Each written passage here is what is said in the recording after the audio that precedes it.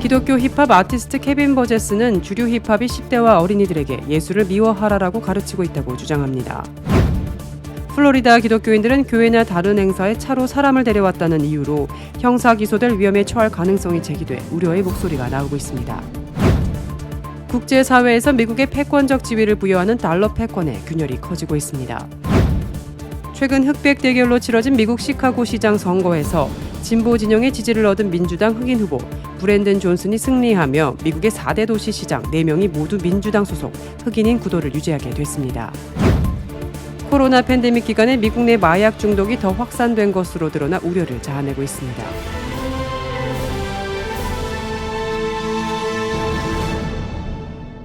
첫 번째 소식입니다. 기독교 힙합 아티스트 케빈 버제스, KB는 주류 힙합이 10대와 어린이들에게 예수를 미워하라라고 가르치고 있다고 주장합니다. 그는 크리스천 헤드라인스와의 인터뷰에서 이렇게 말하며 교회의 부흥을 가져올 수 있는 방법으로 기독교 힙합을 수용하자고 말했습니다. KB는 도부상을 3회 수상하고 신간 위험한 예수의 저자이기도 합니다. 위험한 예수에서 그는 인종 및 정치와 같은 문제를 다루고 기독교인들이 이 땅의 기독교가 아닌 그리스도의 기독교를 따라야 한다고 주장했습니다. KB는 스스로를 흑인의식이 있는 보수주의자라고 부릅니다.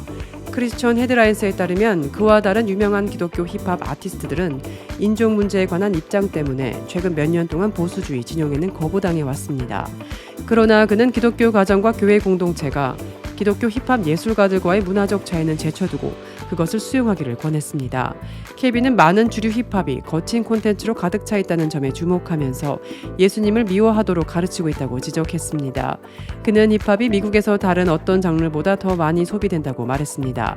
케빈은 힙합의 인기가 복음 전파를 위한 강력한 수단이 되지만 교회가 그것을 수용할 때만 가능하다고 말했습니다.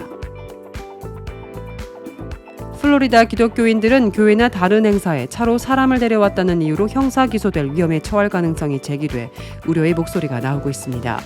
크리스천 헤드라인스에 따르면 현재 투표를 통과하고 입법 절차를 밟고 있는 상원법안 1718에는 미국 내 합법적인 존재의 증거를 제공할 수 없는 개인에 대한 여러 조항을 포함하고 있습니다.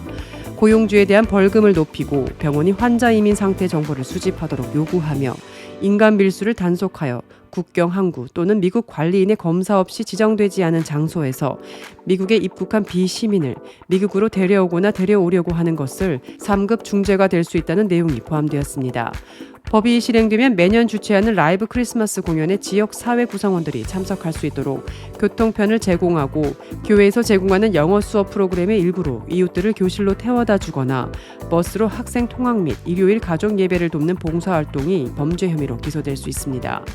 복음주의 이민 테이블 EIT의 매튜 소렌스에 따르면 이 법안은 목사나 교회에 기반을 둔 자원봉사자라도 불법적으로 입국한 누군가를 교회차로 태워주는 것을 3급 중죄로 만들 것이라고 전했습니다. EIT와 월드릴리프가 주최한 온라인 기자회견에 플로리다 전역의 목사들과 기독교 지도자들이 모여 현재 법안이 그들의 사역에 어떤 영향을 미칠 수 있는지 논의했습니다.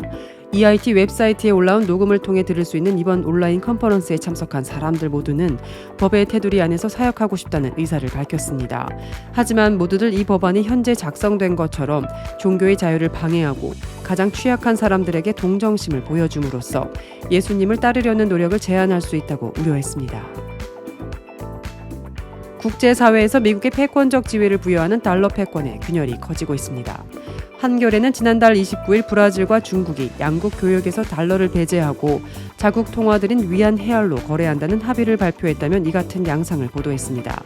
한겨레에 따르면 국제사회에서 탈달러 움직임은 2014년 크림반도를 합병한 러시아에 대한 미국 주도의 제재로 촉발돼 2022년 러시아의 우크라이나 전쟁으로 가속화됐습니다.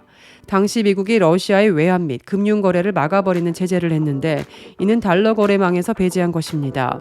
이때 미국의 달러 무기화를 본 각국은 달러 의존도를 줄여야 할 필요성을 절감하고는 무역과 외환 보유고에서 달러 비중을 줄이려고 한 것입니다. 제재를 받는 당사자인 러시아, 미국에 도전하는 중국 주도로 시작된 이런 움직임은 달러 패권을 지탱하는 주요 축인 석유 거래에서 달러 결제를 담보하는 사우디아라비아가 가세하며 탈달러 추세로 확장됐습니다. 한편 지난 1월 10일 싱가포르에서 열린 유솝 이스학 연구소의 국제 컨퍼런스에서 조지오 전 싱가포르 외교 및 통상산업 장관은 미 달러는 우리에게 저주를 걸고 있다며 국제 금융 시스템을 무기화하면 이를 대체할 대안이 나올 것이라고 경고했습니다. 그는 동남아 국가들이 달러를 대체할 통화 시스템을 논의하고 있다고도 밝혔습니다. 또 국제통화 전문가인 베리 아이컨그린 버클리 캘리포니아대 교수는 지난달 26일 프로젝트 신디케이트 기고에서 최근 탈달러 움직임은 디지털 결제 시스템의 확산이 겹친 현상이라고 분석했습니다. 그는 최근 탈달러 움직임에서 반미 혹은 중국의 도전이라는 요인을 강조할 필요가 없다면서도 결과적으로는 달러 지배력과 패권이 서서히 잠식될 것이라고 진단했습니다. 최근 흑백 대결로 치러진 미국 시카고 시장 선거에서 진보 진영의 지지를 얻은 민주당 흑인 후보 브랜든 존슨이 승리하며 미국의 4대 도시 시장 4명이 모두 민주당 소속 흑인인 구도를 유지하게 됐습니다. 현재 미국 4대 도시 뉴욕, 로스앤젤레스, 시카고, 휴스턴의 시장은 모두 민주당 소속 흑인입니다.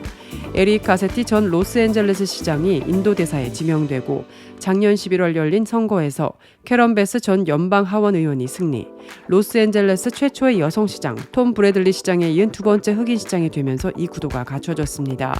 뉴욕의 경우 경찰 출신 에릭 애덤스 시장이 작년 1월 빌 디블라지오 전 시장의 후임으로 취임했습니다. 휴스턴은 실베스터 터너 시장이 2016년 애니스 파커 전 시장의 자리를 대체했습니다. AP통신은 베스 시장 취임 후 미국 4대 도시를 모두 흑인 시장들이 이끌게 됐다며 미국 역사상 처음 있는 일이라고 전한 바 있습니다. 뉴욕타임스도 지난달 4대 도시 흑인 시장들이 서로에게 힘을 실어주고 있다면서 이들 4대 도시는 폭력범죄, 노숙자, 약물 중독 급증 등 유사한 문제에 직면해 있고 4명의 시장은 문제 해결 방법에 대해 비슷한 생각을 갖고 있다고 보도했습니다. 코로나 팬데믹 기간에 미국 내 마약 중독이 더 확산된 것으로 드러나 우려를 자아내고 있습니다. 펜실베니아주의 최대 도시 필라델피아의 켄싱턴가에선 대낮에도 노숙인들이 마약에 취해 거리를 활보하는 좀비랜드란 오명이 붙었습니다. 마약은 과거 미국에서 돈이 많이 들어가는 일부 중독자의 전유물로 여겨졌습니다.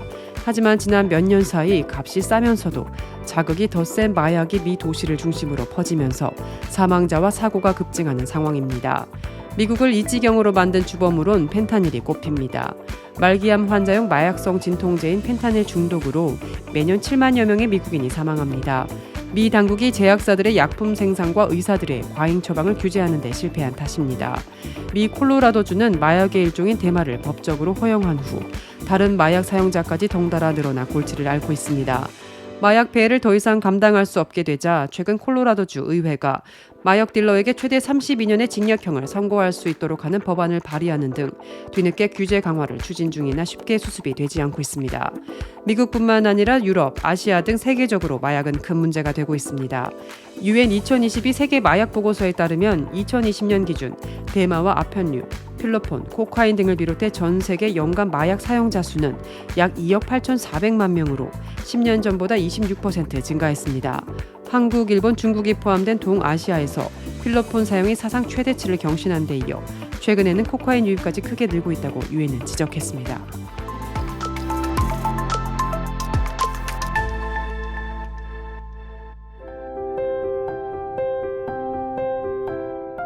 세상을 밝히는 크리스천 소식입니다. 국제구호개발 NGO 월드비전이 올해 말까지 자립준비 청년들을 위해 약 10억 원 규모의 지원 사업을 펼친다고 밝혔습니다. 월드비전은 올해 총 2천여 명의 자립준비 청년들에게 주거비, 가전가구비, 생활비, 교육비, 심리상담 및 치료비라는 명목하에 1인당 최대 300만 원을 제공할 계획입니다. 동시에 밀키트 식사 지원, 청년 자조모임 지원 등 기관별 특성화 사업도 진행합니다. 이와 함께 자립준비 청년에 대한 사회적 관심을 고취시키고 위로와 응원을 전하는 캠페인 진행도 기획 중입니다. 월드비전 국내사업본부 김순희 본부장은 2020년 아동자립지원 통계 현황 보고서에 따르면 자립준비 청년은 한 해 평균 2,500명에 달하며 이들은 일반 청년에 비해 낮은 고용률과 높은 실업률 및 자살률 등을 보이며 삶의 만족도가 낮은 것으로 파악된다며 월드비전은 어린 나이에 보호시설에 나와 홀로서기를 시작해야만 하는 자립준비 청년들이 소외받지 않고 보다 건강하게 꿈을 키워나갈 수 있도록 파트너십 기관들과 실질적으로 도움이 되는 지원을 활성화하겠다고 말했습니다. 한편 자립준비 청년이란 아동 양육시설, 공동생활가정, 가정위탁 등에서 생활을 하다가 만 18세 이후 시설에서 자립해야 하는 아동을 말합니다. 밥 피어스 목사와 한경진 목사에 의해 시작된 월드비전은 한국을 넘어 세계 기아구호의 상징이 되어 꾸준한 발전을 거듭했고 현재 전 세계 100개국 1억 명 아이들을 섬기는 전 세계에서 가장 큰 선교단체로 급부상했습니다.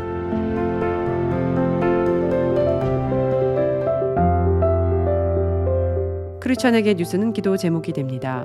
오늘의 뉴스를 통해 보는 기도 제목입니다.